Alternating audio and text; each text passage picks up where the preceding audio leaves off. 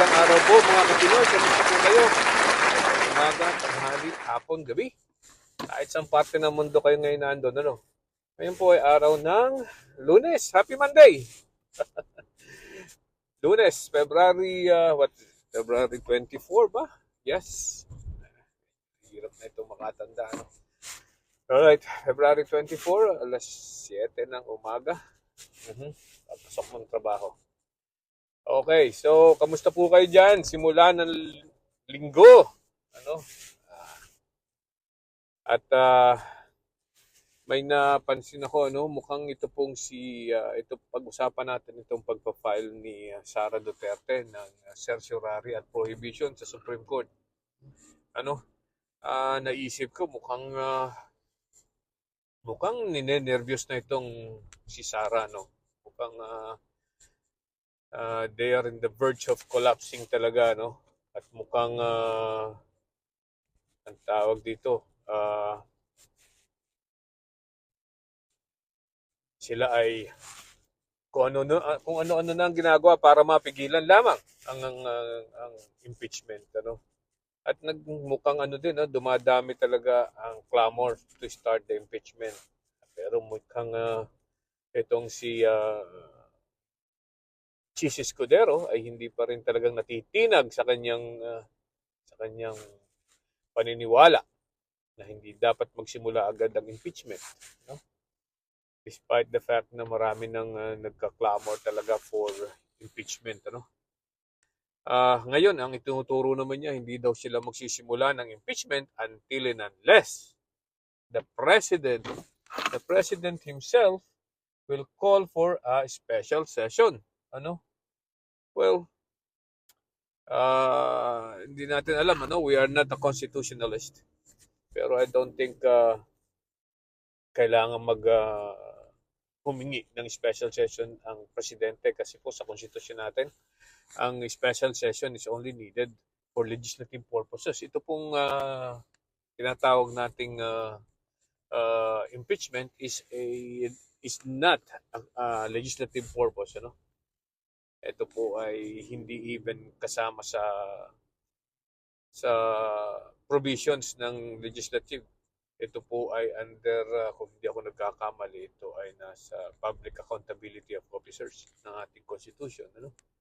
So, well, at least meron ng tinuturo si Chis Escudero na kung paano magsisimula ang kanyang impeachment, kung paano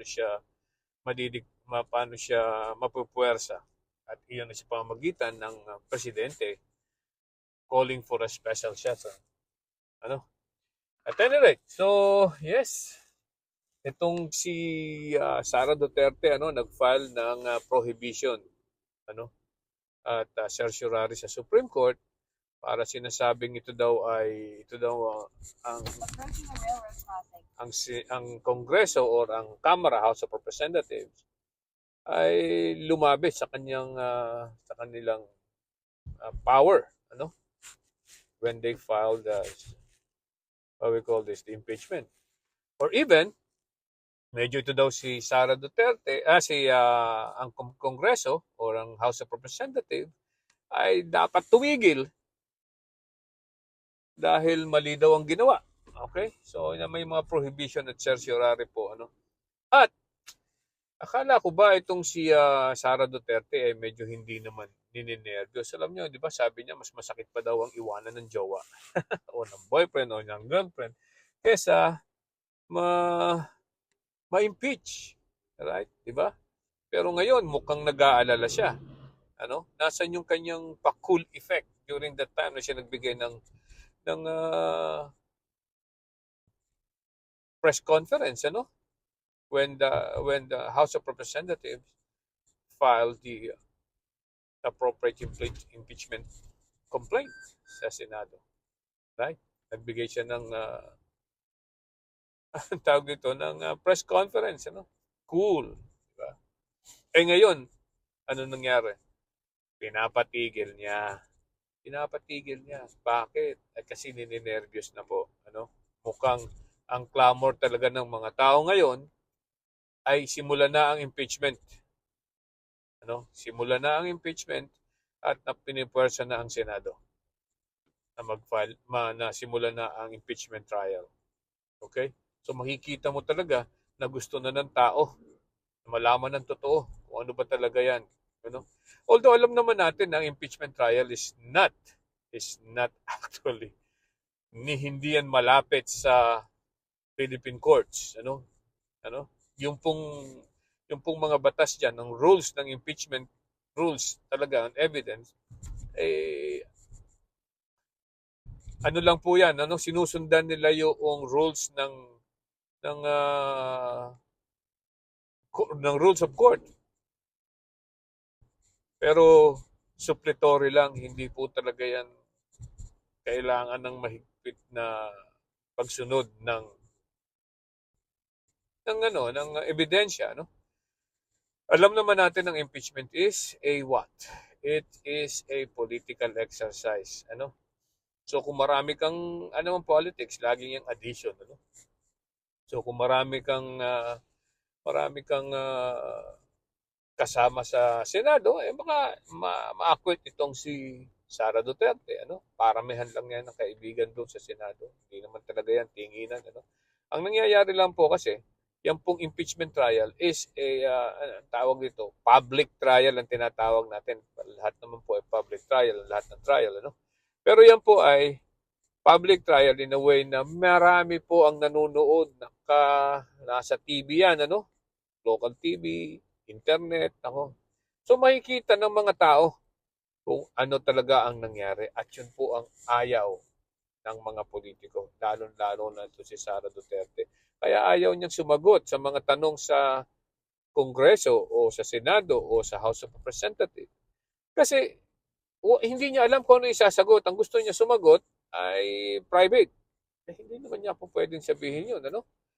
Lahat po yan ay sa impeachment ngayon ay public. At sa impeachment, malalabas lahat ang baho nila. Lahat ng itinatago niya. Especially doon po sa mga pera ng kanyang mag-ama, nilang mag-ama, no, na sinasabi ni Senator Trillanes, ni former Senator Trillanes, ay yun daw po ang account na kung saan pumapasok o pumasok ang maraming pera lang galing sa sindikato, sa illegal and everything, at doon din daw po lumalabas sa mga pera na yan. Kaya kung yan po ay totoo, maaari pong malaki ang problema ng mga Duterte. Ano? Napakalaki ng problema. Kasi ngayon, pag yan po ay nagsimula na ang impeachment, ay makakahingi na po, mabubuksan na yung kanilang, mawawala na ang secrecy of bank deposits. Hindi na sila immune. Lalabas na ngayon yung mga deposit na yan, kung meron man at kung totoo yan. Ano? At makikita, kung totoo yan, ay di makikita ng mga tao na, hey, totoo ang sinasabi ni Sir Trillanes, at saan nga ba galing ang pera na pumapasok diyan sa mga Duterte? Ano? Yan. Yan ang kinatatakot nila. Na ngayon ay pinapipigil ni Sara Duterte. At makikita nyo po, isa pa ha, makikita nyo kung bakit talagang natatakot na si Sara Duterte at ang mga Duterte. Gustong umapir o lumabas. Actually, isa na sa mga abogado ni Sara Duterte ay ang kanyang ama na si Rodrigo Duterte, the former president himself. Diba? Ano ba magagawa niya kung talagang magbabali-taktakan doon? Nakita niyo naman si Rodrigo Duterte kung magsalita naman, ano? Tapos makikipagsalita siya o oral argument sa Supreme Court regarding that prohibition and certiorari. Makikipag-oral argument siya. Lalamunin siya ng buhay doon, ano? Pero bakit? Bakit kinuha? Bakit pumayag si Sara Duterte na umapir in behalf of her? Isa sa mga abogado niya ay si Rodrigo Duterte. Yan po ang ibig sabihin po niyan, gumagamit na po ng face value at influence itong si mga Duterte regarding sa mga kasong ito. Ano ibig ko sabihin? Ano? Matatandaan po natin na during the time of then former President Rodrigo Duterte, di ba? Halos siya ang halos lahat ng Supreme Court justices ay siya ang nag-appoint. Di ba? Siya ang nag-appoint sa halos lahat diyan. If I'm not mistaken, lahat ng Supreme Court justices diyan, nung kanyang term, siya na po ang nag-appoint. So, anong ibig kong sabihin diyan? Aba, alam niyo naman dito sa atin sa Pilipinas, utang na loob, ay kita diyan at takot. Baka matokhang din yung mga justices na yan. So, influence peddling, right? Diyan lalabas yan. Okay? Sabihin ako naglagay sa lahat ng mga justices diyan. Pakita lang nila ang aking mukha. Nangangatog na yung mga yan. Well, it might be. Posible po yun. Hindi ko naman sinasabing mangyayari. Pero wala akong maisip na dahilan kung bakit si Rodrigo Duterte ay isa sa mga abogado ni Sara. Well, I'm giving him the benefit of the doubt kasi siya ay dating prosecutor, fiscal at abogado, Pero palagay ko hindi pa yan nakakaharap ng sa Supreme Court Anong gagawin lang yan? Pan-display lang yan doon. Diba?